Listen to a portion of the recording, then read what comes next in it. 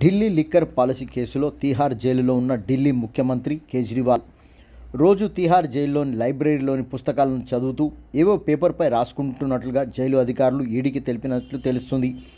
Delhi high court Kejriwal bail పిటిషన్ను కొట్టివేసింది.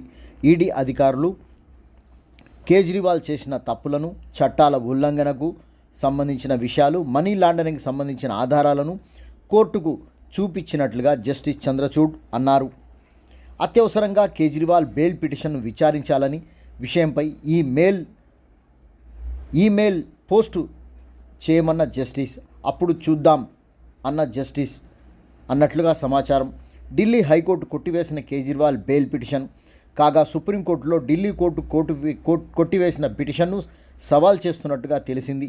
లాయర్లు వారానికి 5 సార్లు కలిసేందుకు అనుమతి ఇవ్వాలని కోరిన విషయాన్ని ఈడీ అభ్యంతరం తెలిపింది.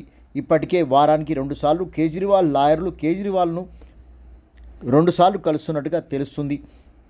ఈడీ కేజ్రీవాల్ ప్రభుత్వాన్ని జైలు నుంచే నడపాలని అడుగుతున్నందున ఆ అధికారాలు ఇవ్వొద్దని ఈడీ చేసిన వాదనలతో ఏకీభవించిన జడ్జి కావేరి బవేజా కేజ్రీవాల్కు ఈ విషయంలో రిలీఫ్ ఇవ్వాలంటున్నందుకు తగిన కారణాలు లేవన్న జడ్జి కేజ్రీవాల్ వేసిన పిటిషన్ కొట్టివేయడమైనది.